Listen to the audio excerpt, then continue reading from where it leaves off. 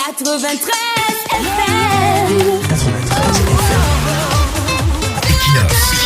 Radio.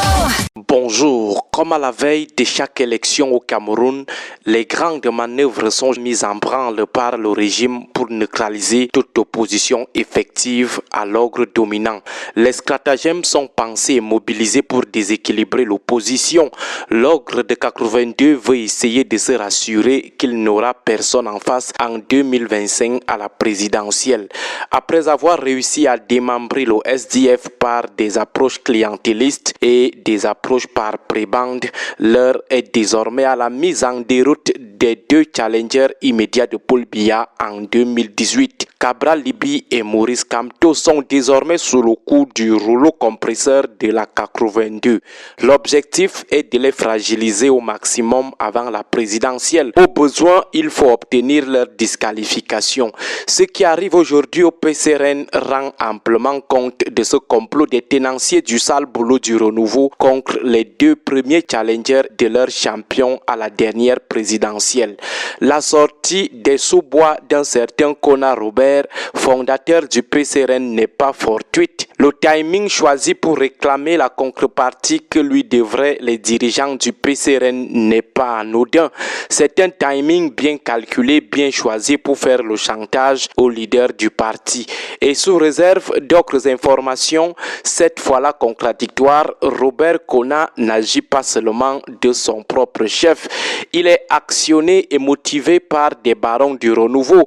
Récemment, au micro de Radio France Internationale, il a dit clairement avoir discuté avec certains d'entre eux qui lui avaient manifesté leur désolation suite à son choix de mettre son parti à la disposition du président actuel, qui n'est rien d'autre que le troisième à la dernière présidentielle. Il ne fait donc l'ombre d'aucun doute que derrière les pleurs de M. Robert Kona se trouve l'ombre très appuyée des artificiers du renouveau. L'objectif est de provoquer l'instabilité au sein du PCRN, provoquer un bicéphalisme qui aboutira certainement au triomphe de Robert Kona et conséquemment à la déchéance de Cabral Libby comme leader du parti. Nous nous en tenons juste aux propos de Robert Kona au sujet de ses échanges avec les élites du RDPC qui lui avaient exprimé toute leur désolation.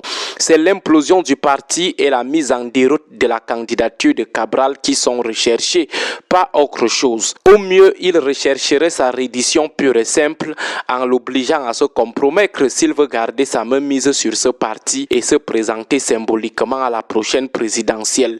De toute évidence, la broyeuse est activée pour disqualifier l'homme. À défaut, l'amener à se compromettre puisque le régime qui contrôle la justice, y compris les tribunaux de Kaïlé où le fondateur du PCRN, Robert Kona, a porté plainte au président du PCRN, ne fera rien d'autre que de donner raison à Kona au cas où Cabral résiste à l'appel à la compromission. La compromission qui consisterait à ne pas contester les résultats de la prochaine élection présidentielle. Ce stratagème de démantèlement et de destruction du PCRN commence déjà à dévoiler son visage et ses fruits.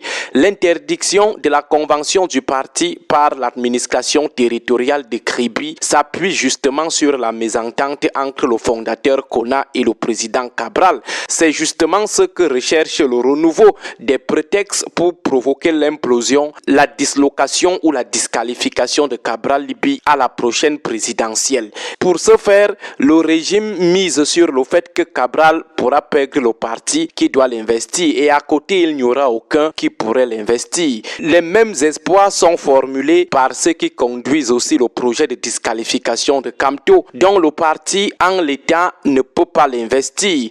En l'état, en cas de présidentielle, il lui faudra trouver un parti ayant au moins un élu pour l'investir, ce qui est aussi difficile parce que même s'il trouve un parti d'emprunt, il sera difficile pour les propriétaires de ce parti d'emprunt de résister à la pression du renouveau qui dispose d'un rouleau compresseur capable de mobiliser tous les milliards du pays pour obtenir la tête d'un adversaire. Autrement dit, même si un parti décide d'investir le président du MRC, rien ne sera acquis jusqu'à ce que l'élection se déroule car ils mettront de l'argent en jeu ou le chantage en jeu pour pour demander aux dirigeants de ce parti de déposer Kamto.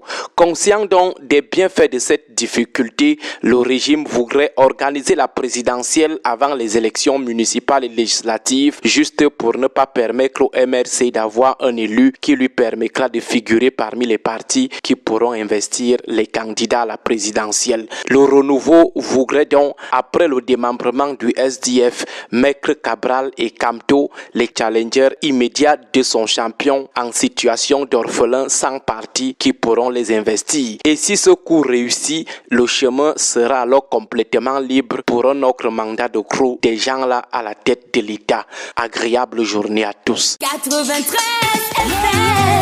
93 FM. Equinox.